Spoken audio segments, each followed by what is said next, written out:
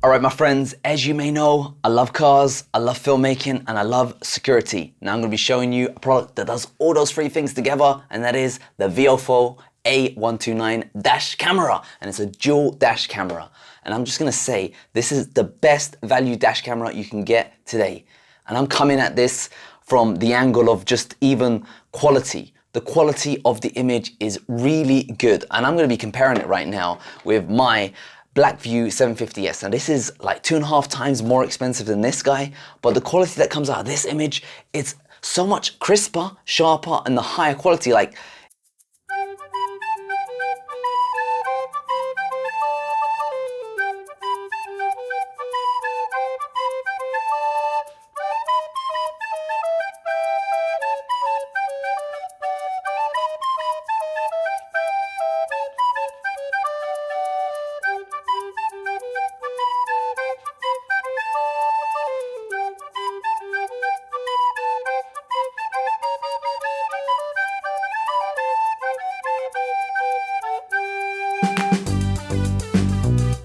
it is noticeably better. And I was surprised. Even simple things like synchronization. The BlackVue would always skip 2 frames in between segments. And with the rear and the front camera, there'd always be about 27 frames missing. But with this guy, the frames were spot on. And the length of the video, this one goes up to 10 minutes. With the BlackVue, that one maxes out at 3 minutes. I did notice that the video files were using about 20% more space than the BlackVue. That could explain the quality difference, but not really, because the BlackVue has an extreme mode, which is twice as expensive. The file size is just double, and the quality isn't as good there either. But what I did notice, and I was a bit surprised with this, I'm not sure what to make of it, but when you look at the details of the video files recorded with the BlackVue, it only records at 480p, but it's stretched out to 1080p to make it look good. Whereas this guy, the source images were 1080p to start off with. So maybe that really explains why the quality coming out of this guy is much better. And not only that, the audio quality. The BlackVue records at 16 kilohertz, whereas this guy records at 32. So the audio is better quality. Welcome to CaroCam! Woo! On the road! On the road! We're taking this on the road! On the road! I got my... Are you taking it old school? Old school. With me today, I've got my co-navigator in life, Missy Mischief.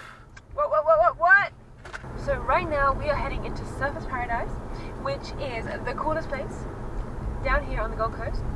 Now in Surfers Paradise you will see a number of high-rise buildings. Now one of those is called the Q1. That is right, the quarterly one. Now regarding price, this guy is 2.5 times cheaper than the BlackVue.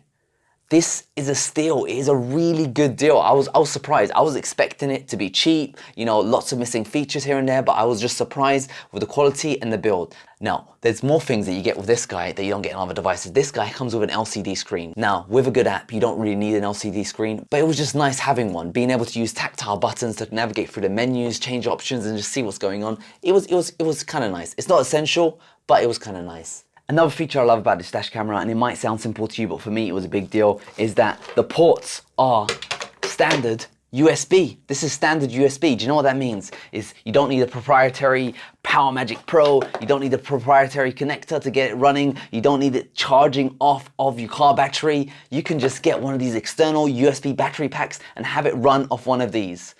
So when your car is turned on, it charges these external battery packs, and when your car is turned off, these guys are powered by your external battery packs. That makes it very dynamic. That makes it, once you install it, you're set for life. I got myself a USB battery pack, and I'm just gonna plug it in. Wow! So the great thing about recording your drives and all that kind of stuff is you get a recording of it. But if you have to take the SD card out of the dash camera every single time you want to copy over the files to your computer, you leave your car at risk.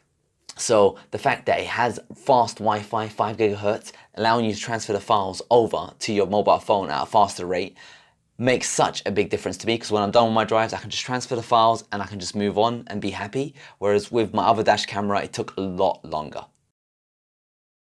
That being said, the software isn't the best. It is usable, you can do everything with it, but it isn't as good as other dash cameras. For example, the BlackVue, for example, has cloud synchronization, which allows you to upload to the cloud and download at 480p.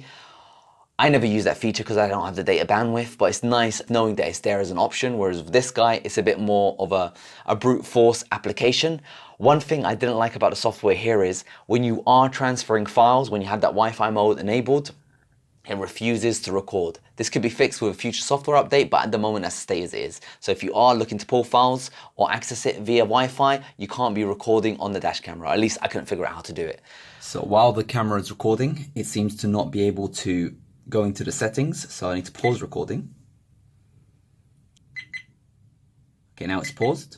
That being said, what I do like about this is that it's easily removable. So this stand can actually be unplugged from the dash camera very simply. You plug it in, it's locked in. You plug it out, it's locked out. So if you're, for example, worried about people, criminals, stealing the dash camera from your car, you can easily take it with you. It's really simple.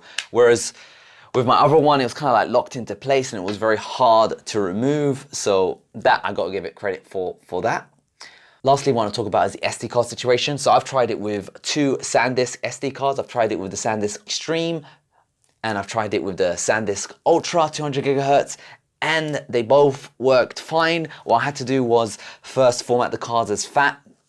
That's the name of the formatting. Don't get too excited to get them working. But once I did that, they both worked fine. I can't comment on the longevity of the cards because I need to do longer testing, and with SD cards they could work fine for a week, and then when you have too many files recording over each other they might break down. So check out the comments below in the description. I'll update you if I run into any issues, but so far these two SD cards worked fine, and I really love the SanDisk Ultra. That's 200 gigabytes. I can just leave it in there and just, I got some recorded footage going on forever. So overall, I gotta say, I was very impressed. I wasn't expecting it to be this good at the price point. I was expecting it to be worse. I was expecting it to be worse quality. This guy's like $600. This is $250. You can even get it cheaper on sales.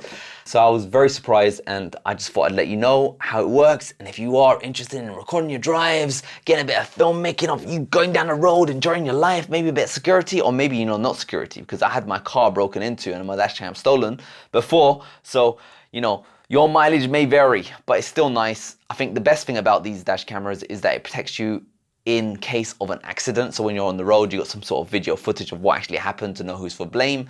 But whether it's going to secure you from criminals, that I can't say. But overall, I got to say this is a great deal. If you're looking for the best value dash camera, this is it.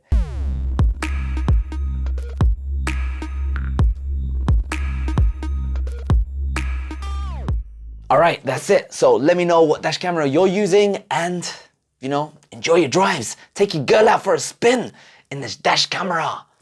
Let's go on the road. I feel like I'm in a Jackie Chan movie. I got all this camera gear around me. I feel like I'm from the future. All right, my friends, I'm gonna be taking you over to Capri, the Isle of Capri, Gold Coast, Australia. We're gonna show you some nice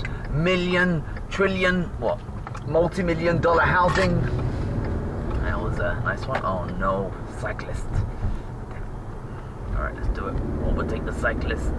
Done. It is done. Now the cool thing about this road is there's signs telling you to drive safely, because, you know, without those signs, people are gonna be manic. They're gonna be crazy. They're gonna be giving you the hour of power, as in going to church. You get me? Because, you know, you'll be buried in a coffin. So on the right, you got the only semi-detached housing you can buy in the Gold Coast. Everywhere else is full housing, and they're trying to bring semi-detached over here. In front of you, it is time to go to school, the school zone, 40 kilometers per hour.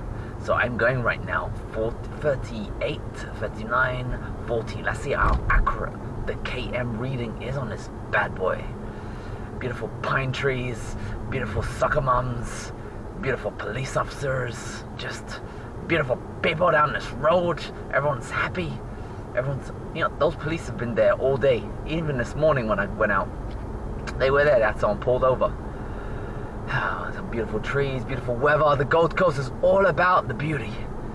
Now, let's cross this roundabout here, giving you the skills, and I'm gonna be giving you a lesson in driving etiquette. You see, I see there's cars in front of me, but I know that there's a traffic light in front of them. So rather than trying to be a bum bandit and going behind them and just trying to rev their nerves. I'm just giving them a little bit of freedom. And look, right in front of me, what do you see? The traffic light is already turning yellow and red. So rather than being a tailgater, I just ease on the gas, ease on the brakes. What does that mean? Fuel economy. I'm saving money. I'm making money up in here. Earn some college degrees. Get the student debt problem solved. Just by easing off the gas.